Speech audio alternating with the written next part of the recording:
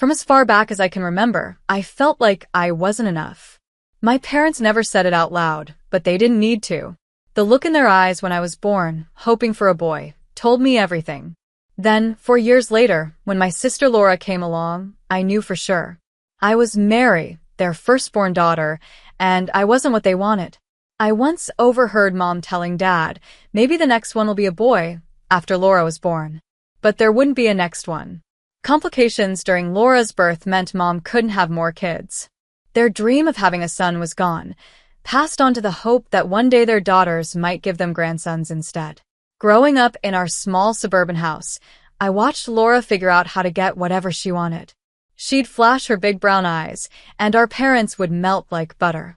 I, on the other hand, grew more independent. I knew I wasn't going to get the attention she got, so I learned to rely on myself. While Laura knew exactly how to charm them, I focused on taking care of myself. We had everything we needed: clothes, food, a safe home, and a good education. But love and warmth felt hard to come by, at least for me. Over time, I stopped expecting it. I built my own emotional walls and got used to standing on my own. During my senior year of high school, I told my parents at dinner, I'm going to study economics. They exchanged a look. Are you sure, honey? Mom asked, her fork pausing midair. That's such a technical field. Dad nodded in agreement. What about teaching or nursing? Something more suitable for a young lady. I stood my ground. I've already been accepted to State University. I even got a partial scholarship. Mom sighed. Well, it's your choice, she said, the disappointment in her voice all too familiar by then. I wasn't even hurt anymore. I expected it. Across the table, Laura smirked. I'm thinking of studying psychology, she said. Mom and Dad instantly lit up. That's wonderful, sweetheart. Mom beamed. You've always been so good with people. I pushed my peas around my plate, letting their voices drift past me like background noise. I'd learned a long time ago that trying to win their approval wasn't worth it. Instead, I focused on my future and the freedom college would bring. I met Scott during my 3rd year at State University. He was a senior in the economics department, and we literally bumped into each other in the library. I dropped my statistics textbook, and he picked it up. That's how it all started. You're in Professor Timothy's macroeconomics class, right? He asked, handing me the book. I've seen you asking all the smart questions. I blushed, not used to someone noticing me in a good way. Yeah, that's me. The one who drags class out with questions. Not annoying at all, he smiled. Actually, I was wondering if you'd like to grab coffee sometime. I could tell you about the upper-level courses you'll take next year. That coffee turned into dinner, then movie nights, and soon we were inseparable. For the first time in my life, I felt truly seen. Scott didn't compare me to anyone else. He liked me for who I was. When he graduated, Scott got a job at Anderson Consulting while I stayed to finish my degree. He waited for me, and after I graduated, we decided to move in together. We found a small apartment downtown, not fancy, but it was ours. Mom, Dad, this is Scott, I said during his first visit to my parents' house. Their reaction was instant and surprising. Oh, Scott. Mom practically squealed. We're so happy to finally meet you. Will you be joining us for Thanksgiving? Christmas? Dad clapped him on the shoulder. Son, we've heard so much about you. Tell me about your job. Mary says you're in finance. The word son caught my attention. Of course, they were finally getting the son they'd always wanted, even if it was through marriage. I watched as they showered Scott with attention, asking about his career and future plans, and when he might want to settle down. Meanwhile, Laura sat in the corner, shooting daggers at us. She was living at home after college, still single, and clearly unhappy that for once, I had something she didn't. She couldn't stand it. A year after we moved in together, during a quiet dinner at home, Scott got down on one knee and proposed. I said yes right away. We decided on a small, intimate wedding, despite my parents pushing for something bigger. It's your big day, Mom argued. Don't you want something more special? This is special, I told her, and for once, I didn't care if it wasn't what she wanted. It was what I wanted. I insisted. This is exactly what we want. The ceremony was perfect, just close friends and family in a small garden. Scott and I exchanged vows, enjoyed a simple dinner reception, and went back to our apartment as husband and wife. It felt right to start our married life in the same place where we had already built so much together. The question started almost as soon as we got back from our honeymoon. So, when can we expect some good news? Mom would ask, her eyes shining with excitement, hoping for a grandson. We're saving for a house first, I explained over and over. We want to be financially stable before we start a family. Dad would shake his head in disapproval. Your mother and I didn't have much when we started out, and we managed just fine. Every family dinner turned into an update on their friends' growing families. Did you hear the Hendersons just became grandparents again? Another boy. Or, the Smith's daughter announced she's pregnant, and she's younger than you, Mary. After 3 years of saving, Scott and I finally bought our first house. It wasn't fancy, but it was ours, or at least ours and the bank's. The moment we signed the mortgage papers, I knew the baby questions would only get worse, and they did. What I didn't expect was Laura's announcement just 5 months later. I'm pregnant, she said during Thursday dinner, her hand resting on her still flat stomach. It's David's. David, her boyfriend of 7 months, was someone none of us really liked. The next few months were chaotic. David disappeared as soon as Laura started showing, leaving her to move back in with our parents. But instead of treating it as a scandal or shame, my parents turned their home into a shrine for their future grandchild. When little Angela was born, you'd think she was royalty. My parents converted Laura's old room into a nursery, bought every baby item imaginable, and practically rearranged their entire lives to help raise her. Isn't she perfect? Mom would coo, rocking Angela during our visits. Don't you just want one of your own, Mary? What hurt more than my parents' constant pressure was watching Scott with Angela. He'd get down on the floor to play with her, make silly faces, and spend hours entertaining her with stuffed animals and children's books. Scott is such a natural with children, Mom would say pointedly. He's going to make such a wonderful father. I started tracking my cycle, taking vitamins, and doing everything the pregnancy website suggested. Month after month, we tried, and month after month, nothing happened. Meanwhile, Scott spent more and more time at my parents' house playing with Angela. She's such a sweet kid, he'd say on our drives home. Did you see her trying to walk? She almost said, Uncle, today? You're so good with her, my mom would gush. Just imagine how amazing you'll be with your own children. I'd smile and nod, but inside, I felt a growing knot of worry. Why wasn't I pregnant yet? What if something was wrong? I told myself to be patient, that it would happen when the time was right. After a year of trying with no success, I was still trying to stay hopeful. These things take time, I told myself. But when Mom found out we'd been trying for a year, she panicked. A whole year, Mary? Something's wrong. You need to see a doctor immediately, she insisted. And before I'd even left their house that day, she was already sending me contact info for fertility specialists. To get her off my back, I made an appointment. Scott came with me, holding my hand in the exam room while the doctor asked questions and ran tests, blood work, ultrasounds, and more. Then came the day of the results. The doctor looked at me with a gentle expression. I'm sorry, she said, but the tests show that you're infertile. Her words felt like a punch to the gut. Scott squeezed my hand, but I could barely feel it. The doctor kept talking about options, IVF, adoption, but her voice sounded distant, like it was coming from far away. That night, Scott and I sat at the kitchen table, picking at our takeout. We can look into adoption or IVF, he said. There are options. I nodded, but I felt hollow inside. How could I tell my family? How would they react? I decided to rip the Band-Aid off at the next family dinner. Mom, Dad, I said during a quiet moment, I need to tell you something. I saw a specialist. I took a deep breath. I can't have children. I'm infertile. The silence that followed was unbearable. Mom's face twisted with disgust. Infertile, she said, almost spitting the word. What kind of woman can't even do the one thing she's supposed to do? Dad wouldn't even look at me. An empty vessel, he muttered. Just a useless flower. Laura sat there smirking, bouncing Angela on her knee.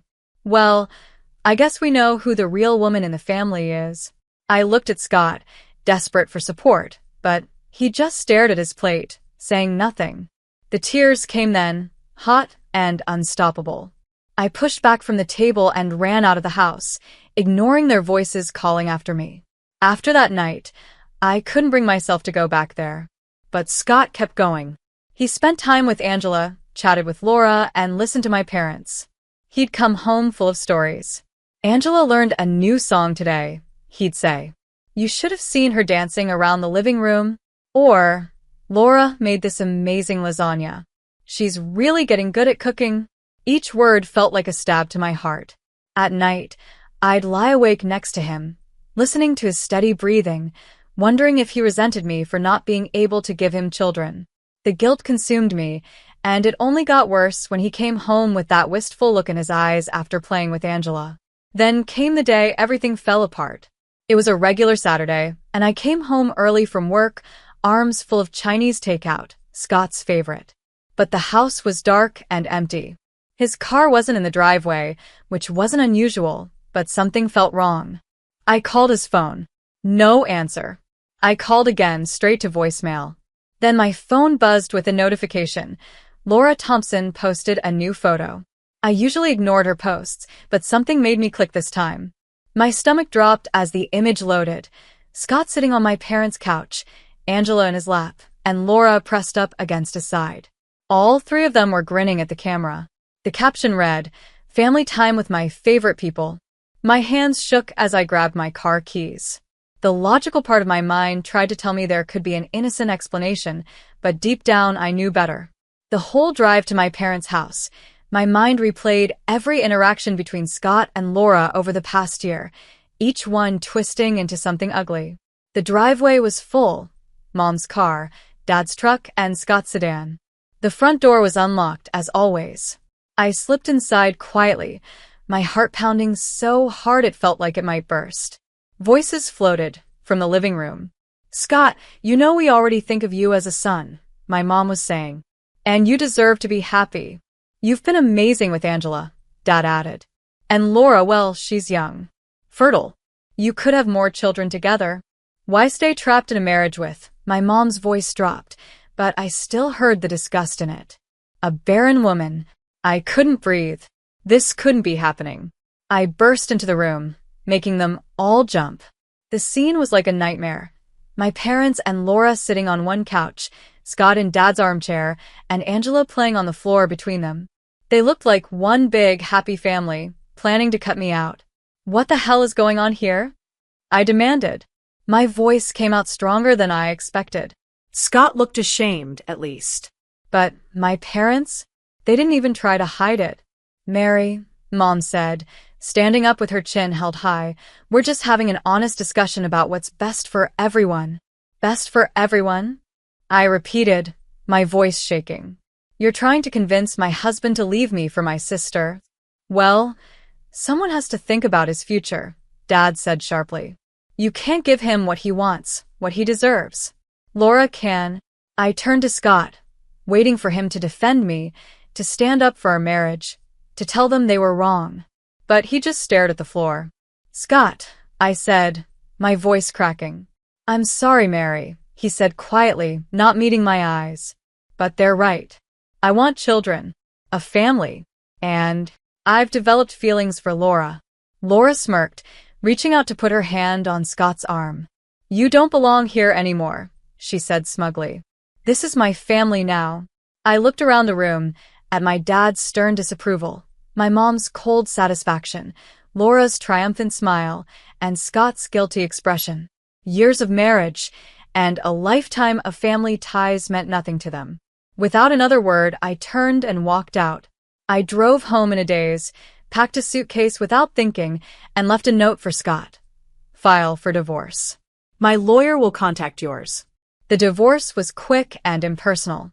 We split everything evenly. I moved into a small apartment across town and threw myself into work, trying to forget. But social media wouldn't let me. One morning during a coffee break, a coworker gasped at her phone. "Oh my God, Mary, I'm so sorry. I forgot to unfollow your sister." She tried to hide her screen, but I'd already seen it. Laura in a huge white wedding dress, Scott in a tux, and my parents smiling proudly beside them. "It's fine," I said, even though it wasn't. "I hope they're happy." 2 years later, another post popped up.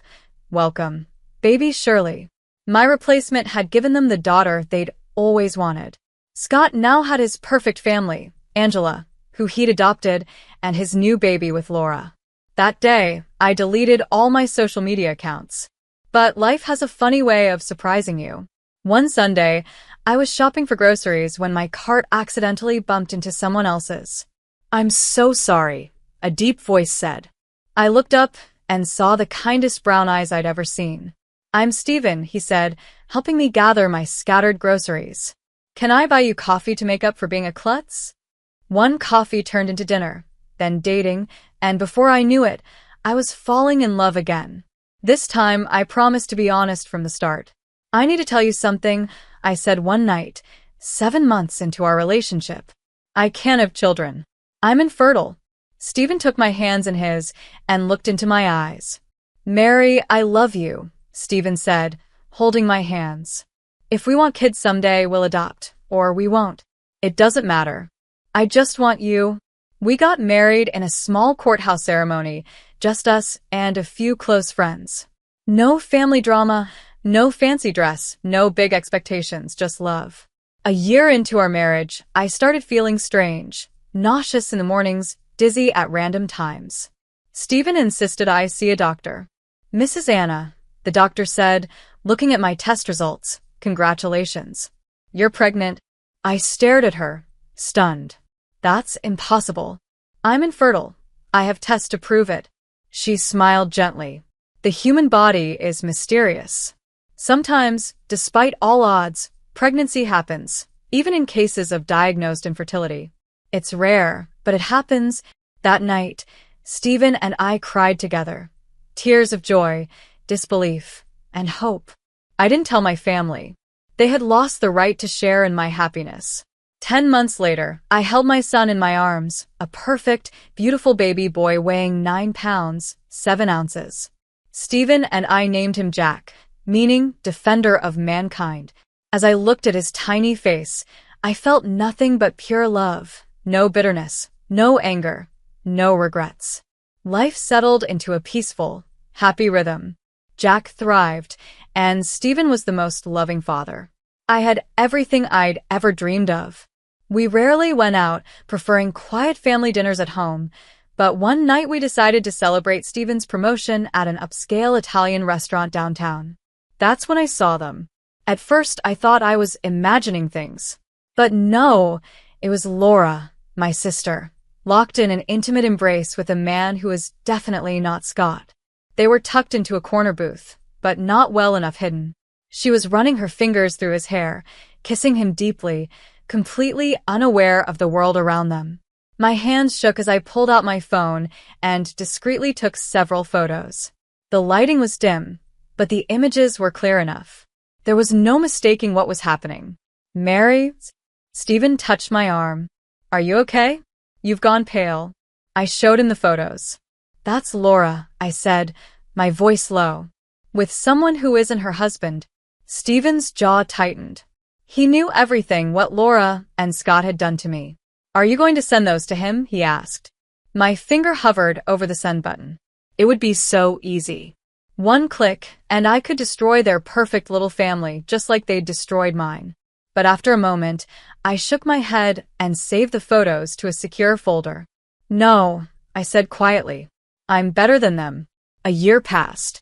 Jack grew into a bright, beautiful boy with Steven's kind eyes and my stubborn chin.